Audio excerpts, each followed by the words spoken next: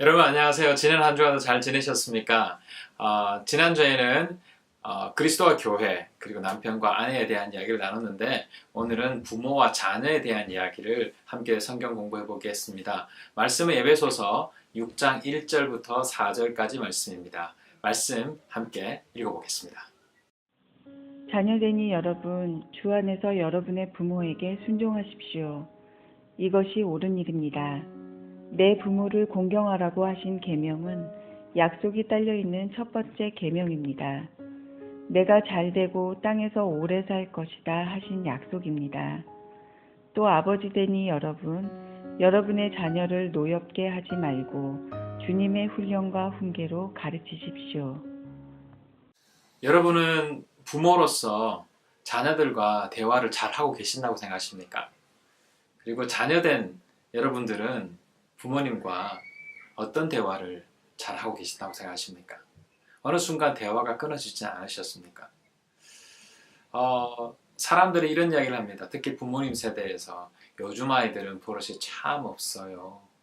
저를 갖고 어떻게 되겠냐, 싸가지가 없다, 뭐 이런 이야기들 많이 하는데 그게 요즘의 이야기가 아니다라는 것 들어서 아실 겁니다. 에베소 교회에도 동일하게 그런 이야기가 있고요. 지금부터 2000년 전이고요.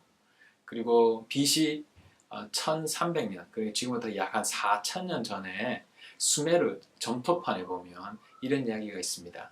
요즘 아이들은 버릇이 없습니다. 그리고 공부도 하지 않습니다. 숙제도 하지 않습니다. 뭐 그런 이야기가 있습니다. 수메르인들만 이야기가 하는 게 아니라 잠시 보면 BC 300년경에 그리스 아테네 유적에도 그런 문구가 있고요. BC 200년경에 중국 문서에도 보면 그런 문구가 있습니다. 여러분 잘 알고 있는 소크라테스도 이런 이야기를 했습니다. 제가 읽어볼까요? 요즘 아이들은 폭군과도 같다. 아이들은 부모에게 대들고 개걸스럽게 먹는다. 뭐 이런 이야기가 있습니다. 그걸 이야기를 들어보면 이런 컴플레인이요, 동서고금을 막론하고 동일하게 이야기되었다라는 것입니다. 요즘의 문제가 아니다라는 거죠. 그렇다면 부모님들은 요즘 아이들 버릇이 없다, 공부 안 한다, 순종하지 않는다, 그런 컴플레인이 요즘의 이야기가 아니고요. 그리고 부모님, 우리 자녀로서 부모님을 향한 그 생각도 동일하다라고 우리는 생각해 봐야 됩니다. 그래서 이런 것을 생각해 보면서 오늘 성경 말씀 방금 읽으셨죠? 에베소 6장 1절부터 4절까지 말씀, 부모로서 자녀로서 어떻게 해야 되는지 성경 공부 시작해 보도록 하겠습니다. 먼저 교환해 보시면 주 안에서라는 이야기가 나오는데 에베소서는 몇 장으로 되어 있죠? 6장. 6장밖에 되지 않는데 주 안에서, 예수 안에서, 그의 안에서라는 이 동일한 표현이 있어요. 이걸 지난주에 썼지만 엔크리투스라고 예수 안에서라는 표현인데, 예수 안에서라는 표현이 제가 정확하게 헤아리지는 못했지만 한 36번, 40번 이렇게 나오는데 이게 왜 이렇게 많이 나올까? 짧은 6장 중에 그만큼 많은 이야기를 하는 것은 편지를 쓰는 바울에게 있어서는 참 중요한 단어이다라는 겁니다. 주 안에서라는 단어를 설명하기 위해서 우리가 생각해야 될 것은 에베소의 그 상황을 한번 생각해 보겠습니다. 에베소는 상당히 부한 도시였습니다. 우리가 몇 년 전에 휴스턴 살 때 오일 경기가 참 좋으셨을 때는 뭐 건물도 짓고, 예를 들어서 그로서리 가게에도 많은 분들이 그런 이야기를 합니다만 캐시를 그냥 재놓고 살았다, 그런 이야기를 하십니다. 그것처럼 에베소도 엄청나게 부했습니다. 그래서 저작거리에 사는 사람들조차도 부했습니다. 그래서 돈이 많은 이유가 뭐냐면 그 에베소 지역은 항구 도시였고 수많은 문물들이 들어왔고, 그리고 문화와 언어가 교류하는 곳이었고요. 그리고 가장 중요한 것은 아데미 신전이 있었습니다. 이 아데미 신전을 통해서 풍요를 경험하고 누렸거든요. 그래서 풍요로운 것, 풍성한 것, 그것을 소망했기 때문에 돈이 많았습니다. 그들에게 정말 예수가 필요할까요? 풍요로웠기 때문에 고난이 없습니다. 그래서 하나님이 필요 없었습니다. 그래서 말씀도 필요 없었고 스스로 살고 싶었습니다. 그리고 향락이 난무했으며 성적인 부분들도 너무너무 문란했던 것이 이 에베소 지역이었습니다. 그 에베소 지역에 하나님께서 그것이 아니고 참된 풍요와 참된 평화가 예수 안에 있다. 앤 크리스투라는 예수 안에 있다라는 것을 가르쳐 주기 위해서 바울은 무진장 그들에게 이야기하고 있습니다. 또 계속 길어지면 설교가 되기 때문에 여기까지만 하겠습니다. 자, 두 번째는 부모에게 순종하고 공경해야 된다라는 표현이 있습니다. 부모에게 순종하고 공경한다. 순종하다라는 거 오베이죠. 공경하는 아너입니다. 우리가 순종하고 공경하는 거. 부모님들이 이렇게 성경을 보면서 지난주도 이야기했지만 야 봐봐 너 부모에게 순종하는 게 문제라. 이거 교회 말씀이 순종하라고 그러잖아. 공경하라고 그러잖아 라고 아이에게 이야기하면 그때부터 문제는 시작됩니다. 아이는 말을 하지 않습니다. 부모님에게 공경하려고 하지만 순종하지 않습니다. 이유는 부모가 하는 것이 아니라 자녀가 스스로 순종하게끔 자녀가 스스로 공경하게끔 해야 되는 것입니다. 순종의 의미는 내가 스스로 하는 겁니다. 부모 누군가에서 하는 것이 내가 스스로 훈련을 시키고 내 생각과 내 여러 가지 것들을 잘 트레인해서 그렇게 순종하겠다라고 다짐하고 사는 거죠. 그렇게 순종하다 보면 어느 순간 부모를 공경할 수 있는 마음이 자연스럽게 들어오게 되는 거죠. 그러한 어떤 구체적인 것들은 목사님의 말씀을 통해서 여러분 들어보시기 바랍니다. 그리고 마지막 세 번째는 아비들은 자녀를 노엽게 하지 말고 주님의 훈련과 훈계로 양육해야 된다라고 말하고 있는데 이 노엽게 하다라는 이 표현 부모님들이 자녀를 키우다 보면 이런 이야기들을 많이 듣죠. 저 사람은 참 착하다, 순하다, 남들한테 참 나이스하다 라고 생각하는데 집에 가면 자녀들한테 그렇지 않을 것 같아요. 저 자신도 남들 앞에 늘 공인으로 살기 때문에 남들 앞에 참 나이스하고 그리고 내 전심을 다해서 그 사람을 사랑하고 섬깁니다. 그런데 집에 와서 애들이 뭔가 잘못하고 있으면 갑자기 이렇게 기분이 나빠지기 시작하면서 음성이 높아집니다. 그리고는 애한테 큰 소리를 칩니다. 하지마! 이거 해! 저거 해! 라고 하는 나의 모습을 보면서 또 다시 가슴을 치고 회개하는 적이 참 많습니다. 자녀를 노엽게 하지 마라.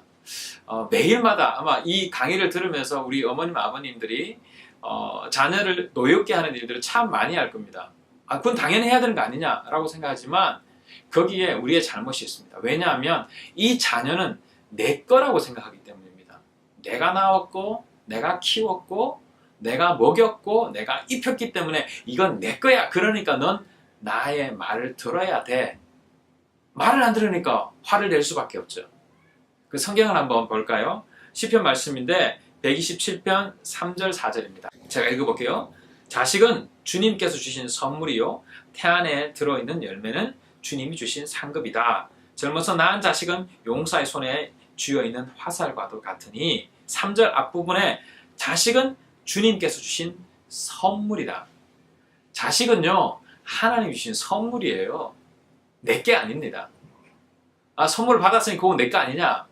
하나님이 주신 우리에게 맡겨준 선물이에요.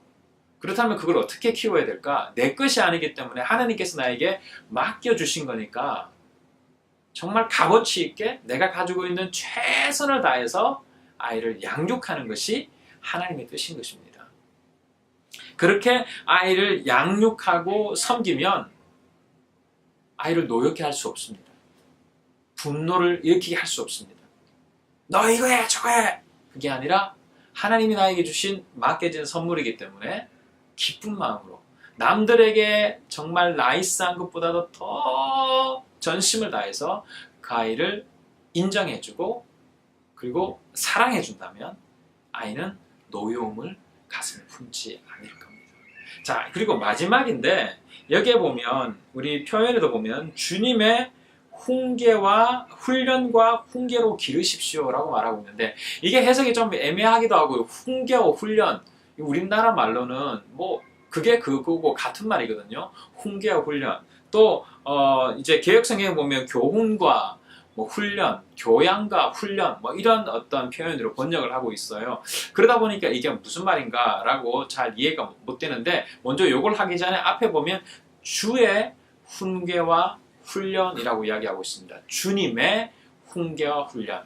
이 주님이라는 표현을 한번 생각해 보기를 원하는 주님은 뭐냐면 주님의 속한이라는 표현입니다.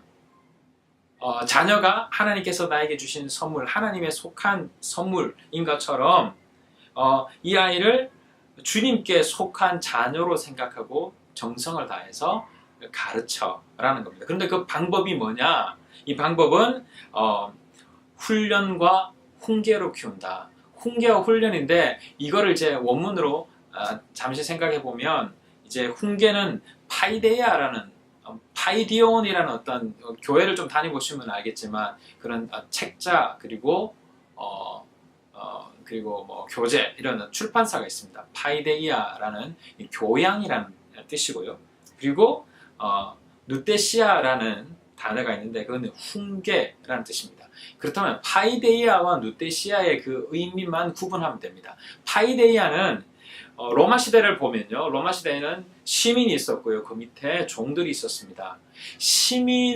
시민되게 훈련시키기 위해서 교양 과목이 있었습니다. 음악도 있었고 체육도 있었고 문화도 있었고 그겁니다. 파이데이아는 내 자녀를 교양을 키우기 위해서 가르치는 겁니다. 그래서 노예들에게 필요한 직업 훈련이 아니고 자유 시민으로서 배워야 될 덕목이 무엇인지를 가르치는 것. 아비가 자녀를 향해서 하나님의 자녀인 하나님의 시민권을 가진 자녀로서 어떻게 살 것인지를 하나씩 파이데이아 하라라는 의미에서 이야기를 합니다.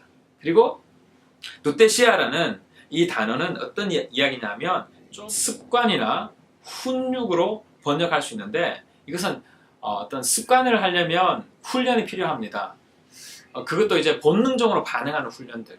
예를 들어서 갑자기 파이어 알람이 터졌습니다.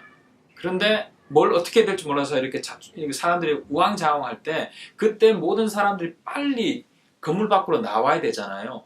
그런 것들. 아니면 우리 휴스턴에는 없지만 지진이 막 나게 되면 낮은 곳으로 책상 밑으로 들어가는 그런 이건 본능적인 훈련이거든요. 누테시아라는 건 그런 훈련들입니다. 주의 자녀로서 세상에 수많은 시험들이 들어올 때 에베소 교회 안에 에베소 성도들이 지켜야 될 신앙이 있었고 믿음이 있었는데 훈련과 훈계를 통해서 하늘나라의 시민권으로서 어떻게 교양을 갖춰야 될지 그리고 수많은 어떤 음란과 어떤 물질의 풍요가 들어올 때마다 어떻게 지켜야 될지 본능적으로 반응하는 그 훈련. 파이데이아와 누테시아. 그것으로 주님의 뜻으로 기르십시오. 라고 하고 있습니다. 자, 오늘 이렇게 몇 가지만 설명을 드렸습니다.